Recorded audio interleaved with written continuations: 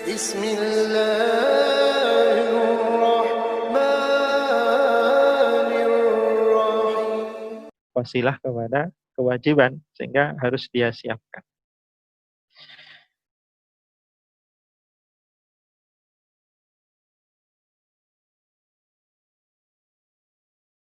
Lalu di akhir ini kemudian disebutkan ayat ya.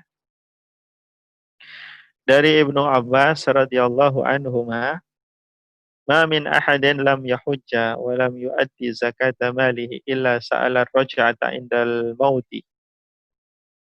Tidaklah seorang pun yang kemudian tidak berhaji dan juga tidak menunaikan zakat pada hartanya, kecuali pada hari kiamat kelak dia minta untuk dipulangkan kembali ke dunia. Sa'alar raj'ah. Ya. Dia minta untuk dipulangkan lagi ke dunia. Padahal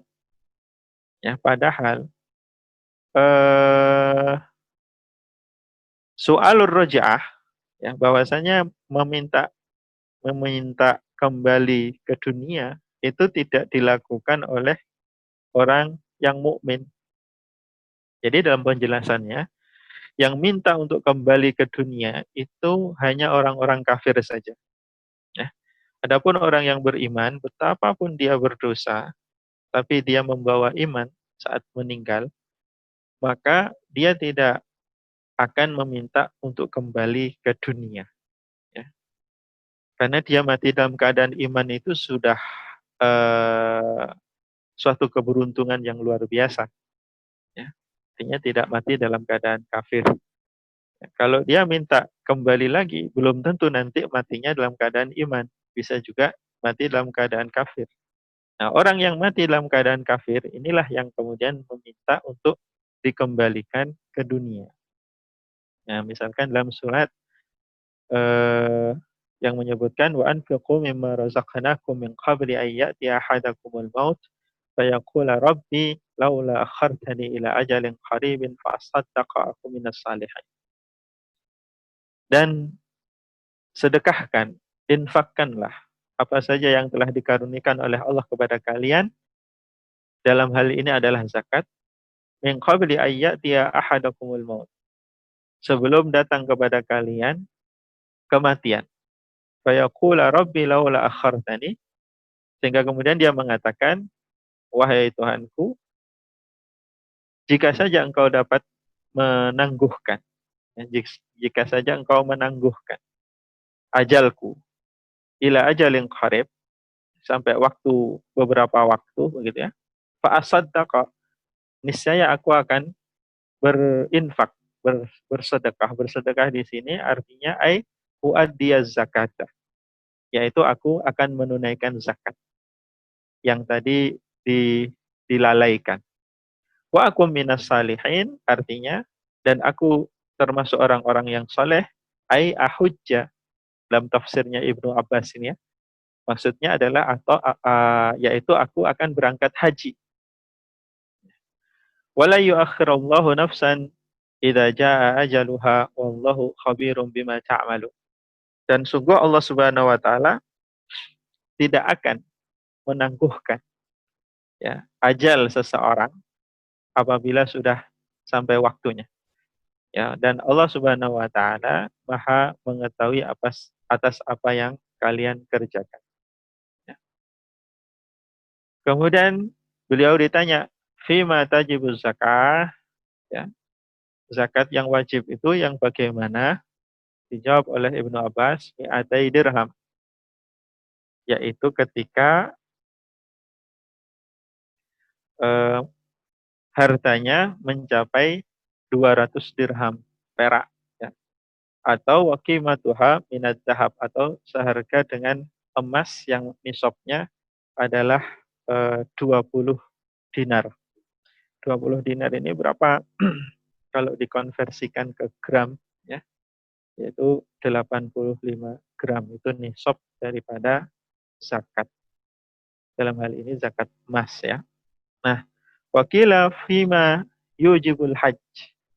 Kemudian ditanya lagi Ibnu Abbas tentang yang bagaimanakah orang itu masuk kriteria wajib untuk berhaji? Kemudian beliau menjawab, az-zadu war-rahilah, yaitu ketika dia memiliki bekal dan memiliki tunggangan. Nah, dalam hal ini, sebagaimana yang saya jelaskan tadi, yaitu ketika dia mampu untuk membiayai hidup dia saat berangkat haji, termasuk perjalanannya, termasuk menanggung yang menjadi kewajiban dia selama berangkat menunaikan haji. Wan Sa'id bin Jabir, dan dari sahabat Sa'id bin Jabir radhiyallahu an pernah berkata, matalijar, tetanggaku ada yang pernah meninggal seorang tetanggaku, musarun, yang dia sebetulnya longgar atau punya kelonggaran dalam hartanya untuk kemudian bisa berangkat haji. Walam yahujja, yang akan tapi dia tidak berhaji. Falam usalli alaihi, maka aku tidak mau menyolatinya. Jadi tidak menyolati di sini dalam konteks dia mati dalam keadaan dosa besar. Jadi orang yang mati dalam keadaan dosa besar, ya, tidak wajib bagi kita untuk menyolatinya. Ya. Jadi tidak harus kafir yang tidak disolati. Orang yang mati dalam keadaan dosa besar, ya, atau orang fasik gitu ya, nah itu kita boleh untuk tidak menyolatinya. Tidak ada keutamaan untuk menyolati orang yang semacam. Baik. Baik, itu ibu-ibu yang dirahmati oleh Allah, pembahasan tentang dosa besar meninggalkan haji. Ya. Dosa besar meninggalkan haji.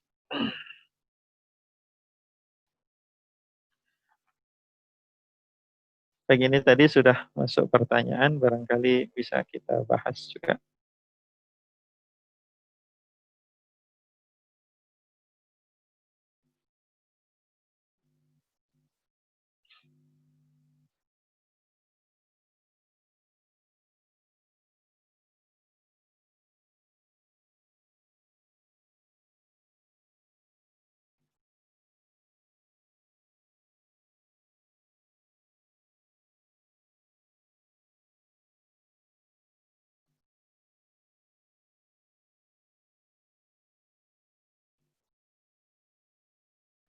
Baik, pertanyaannya terkait tentang seseorang yang berangkat haji dari harta, ya, dengan biaya dari harta yang berasal dari harta hasil mengumpulkan dari pekerjaan yang tidak syar'i, yaitu bekerja di bank konvensional.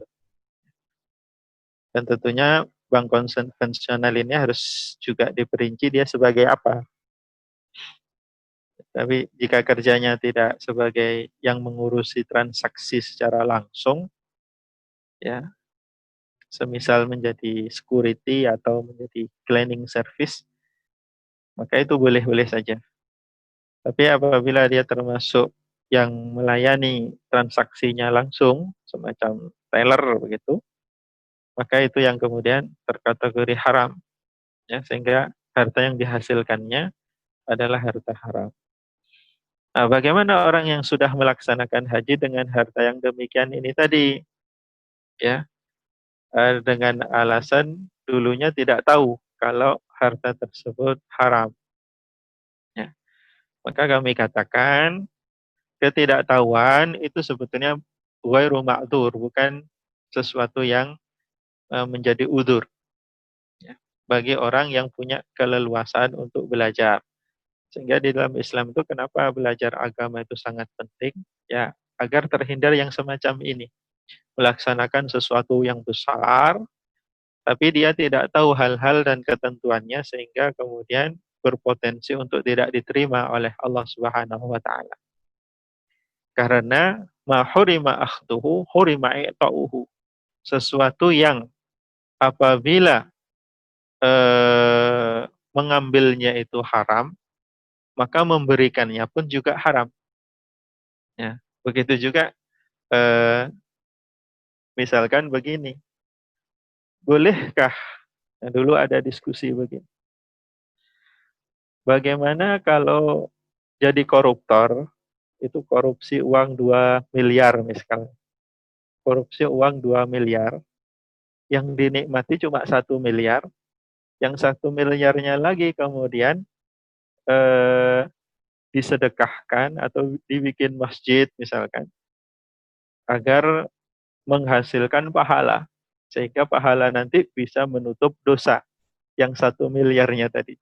Jadi korupsi 2 miliar, 1 miliarnya untuk kebaikan, 1 miliarnya untuk dinikmati, dengan anggapan yang digunakan untuk kebaikan tadi agar bisa menutup ya keburukan 1 miliarnya tadi. Bagaimana hukumnya? Apakah bisa begitu? Jawabannya tentu tidak. Ya. Kenapa? Karena 1 miliar yang digunakan untuk kebaikan tadi itu berasal dari harta yang haram, yakni harta korupsi, ya, harta mengambil hak orang lain atau harta mengambil hak rakyat dalam hal ini kan. Nah, lalu kemudian ketika itu digunakan untuk kebaikan, maka itu tidak sebagai kebaikan, ya, yang berpahala. Sehingga 1 miliar tadi kalaupun dibangun masjid, maka tidak akan bernilai pahala bagi orang yang koruptor tadi itu. Ya. Karena Allah Subhanahu wa taala tidak menerima sedekah ya atau apapun yang diinfakkan dari harta yang haram. Itu diriwayatkan dalam hadis riwayat At-Tirmidzi. Allah tidak akan menerima sedekatan min sukhtin, yaitu sedekah atau infak harta dari hasil yang haram. Nah, sehingga kemudian tidak bisa digunakan logika yang semacam itu, ya. Sehingga kemudian apapun yang kita sedekahkan, yang kita berikan, yang kita infakkan, itu kita usahakan dari harta yang halal, yang murni milik kita, yang tidak tercampur dengan harta orang lain, atau yang hasil dari pekerjaan yang halal, ya, pendapatan yang halal, bukan hasil dari sesuatu yang haram. Karena kaidahnya berbunyi begini. Ya, jadi ini ada kaidah juga. Ma hurima akhduhu, hurima i'ta'uhu. Sesuatu yang haram diambil, maka haram pula diberikan. Ya. Sesuatu yang haram diambil, maka haram pula untuk diberikan. Nah, dalam menjelaskan kaidah ini, ya, dalam pelajaran fikih dulu ya, kalau di pesantren itu. Nah, itu dicontohkan. Contohnya adalah sholat menggunakan sajadah hasil menggosok, hasil menggunakan tanpa izin. Jadi ada temannya punya sajadah, kita gunakan tanpa izin, kemudian digunakan untuk sholat. Apakah kemudian itu menjadikan sholatnya itu sebagai amal saleh? Nah, disinilah kaidah itu kemudian dijelaskan dengan contoh. Nah, kalau lebih ininya lebih dan itu berlaku juga untuk kasus yang ditanyakan tadi, yaitu ketika haji itu ya yang dulunya berasal dari sesuatu yang haram diperoleh, maka haram pula sebetulnya digunakan atau diinfakkan. Lalu bagaimana cara orang yang sudah terlanjur mendapatkan harta dari jalan yang haram, ya, cara dia membersihkannya bagaimana? Yaitu tidak dengan menginfakkan, tapi dengan bagaimana? Dengan ditinggalkan begitu saja. Kalau dalam penjelasan Syekh atau Abu Rustah itu, yaitu dengan membawa harta tadi itu ke tempat keramaian, lalu ditaruh begitu saja. Nah, tempat keramaian ini tempat yang baik tentunya. Ya, misalkan di pasar boleh, atau di masjid boleh. Ya, asalkan jangan di tempat-tempat maksiat. Ya.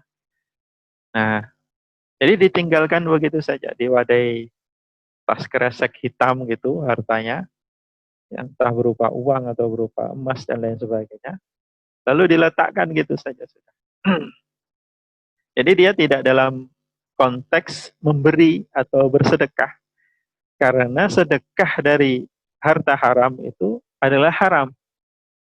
Jadi tidak boleh kita karena ini hasil dari pekerjaan haram, ini saya sedekahkan kepada orang. Nah, ini haram. Menyedekahkan harta haram itu haram. Nah, maka bagaimana solusinya?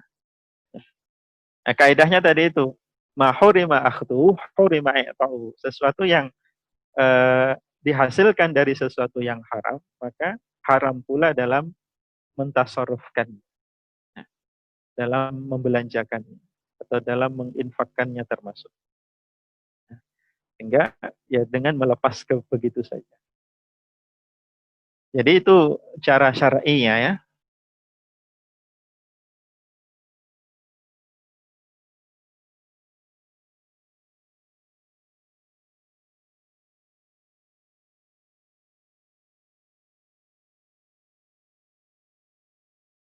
Bebaskan diri dari harta tersebut.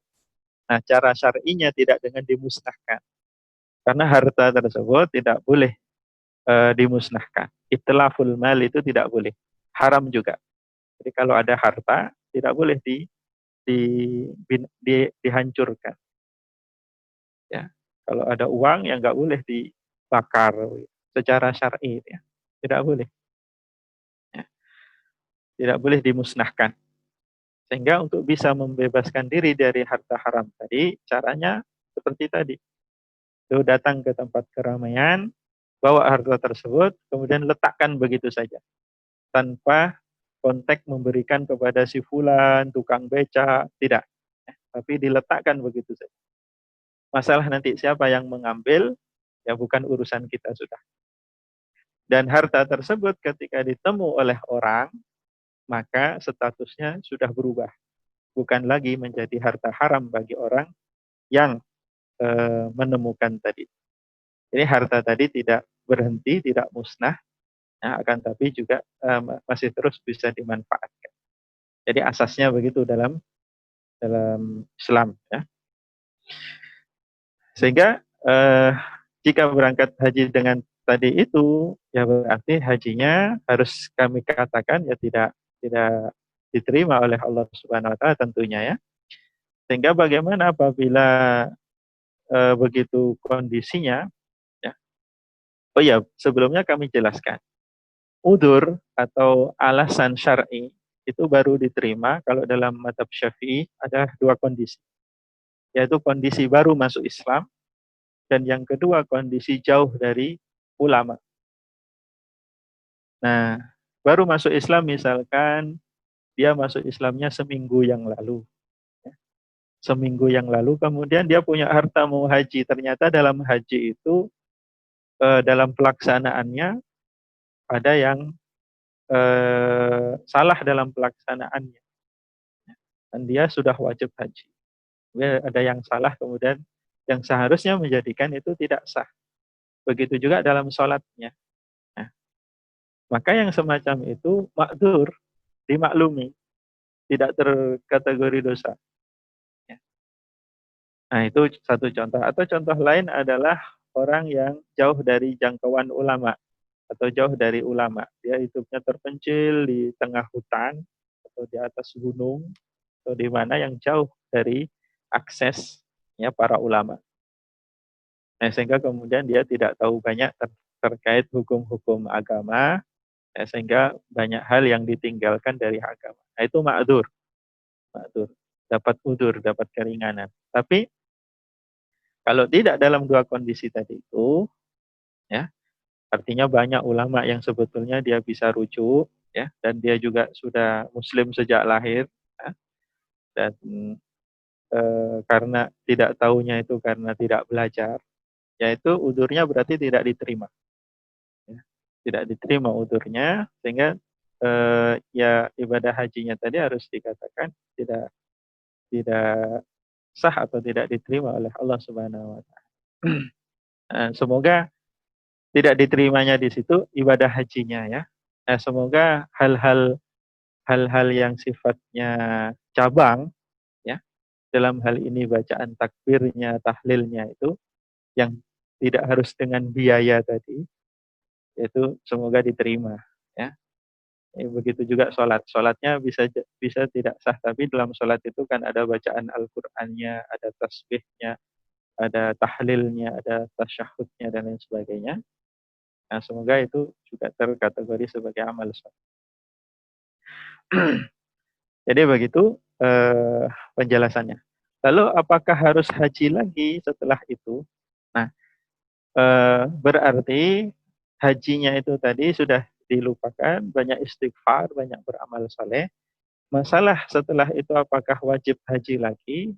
Ya, karena tadi itu terhukumi tidak sah hajinya karena berasal dari harta yang diharamkan, maka ya dia berarti belum menunaikan kewajiban. Jika setelah itu masih ada kemampuan untuk berangkat haji, ya berarti wajib masih untuk memproses keberangkatan haji tersebut dari harta yang halal, ya. Jadi ada kewajiban untuk itu. Tapi kalau sudah tidak mampu lagi, ya sudah berarti tidak ada kewajiban. Jadi intinya haji yang dilaksanakan tadi itu tidak terhitung sebagai haji, ya, karena berasal dari harta yang diharamkan tadi itu. Adapun kemudian yang diperhitungkan berikutnya adalah apakah dia mampu atau tidak untuk berangkat lagi. Kalau dia mampu, ya berarti dia masih wajib, ya, bukan lagi sunnah, wajib. Nah, tapi kalau dia tidak mampu, ya berarti tidak wajib. Nah, begitu saja. Ini tadi apa pertanyaan berikutnya?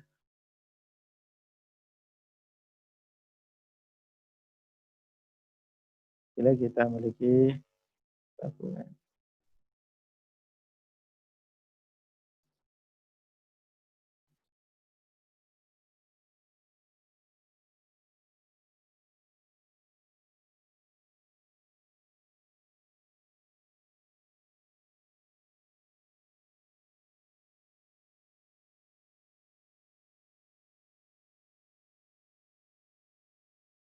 Baik, terkait haji atau umroh dulu, ya, mengingat antrian haji itu sangat panjang, ya kami sarankan umrah dulu, ya, jika masih memungkinkan ya dalam masa-masa pandemi ini.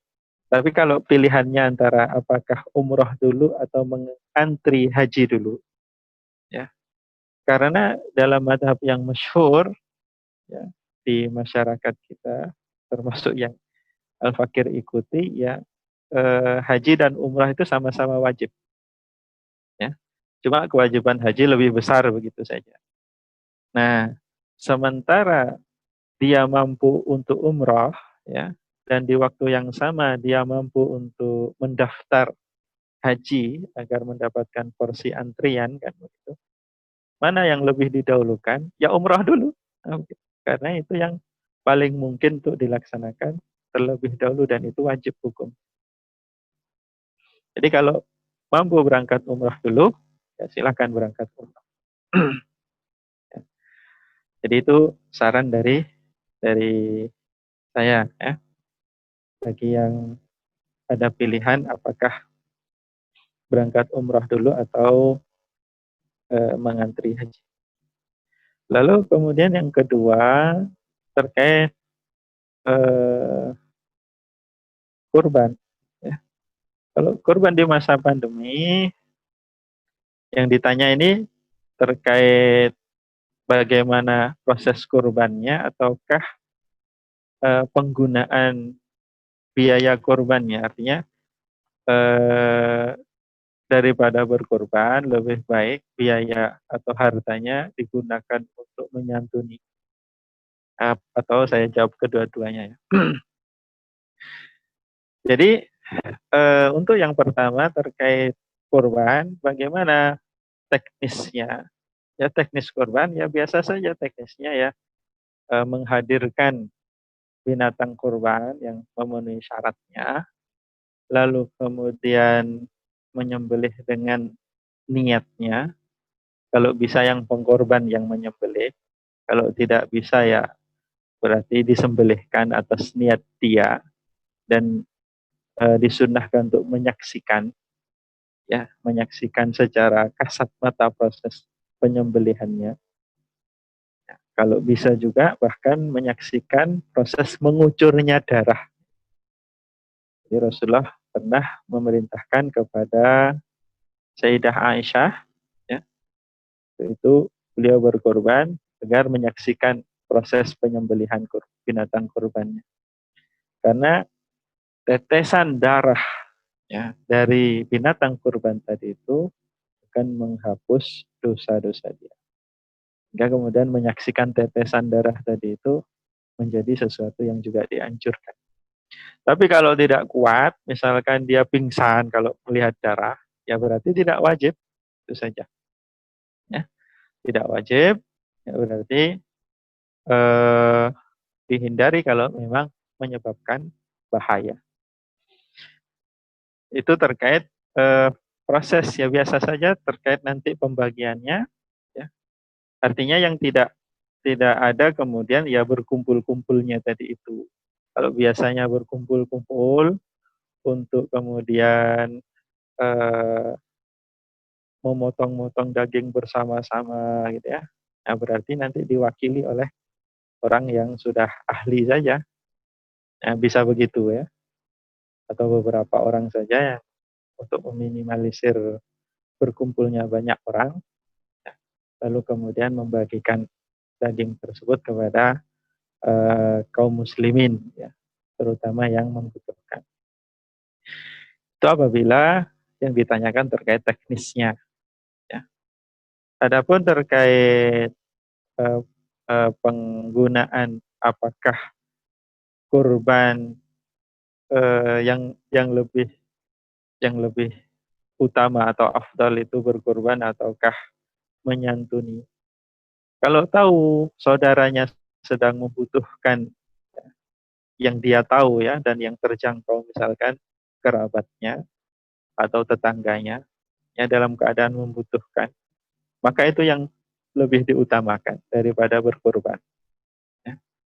Tapi kalau sepengetahuan dia tetangganya tidak ada yang kelaparan, ya kerabatnya juga tidak ada yang kelaparan, ya maka ya silahkan untuk berkurban. Ya, niat untuk berkurban.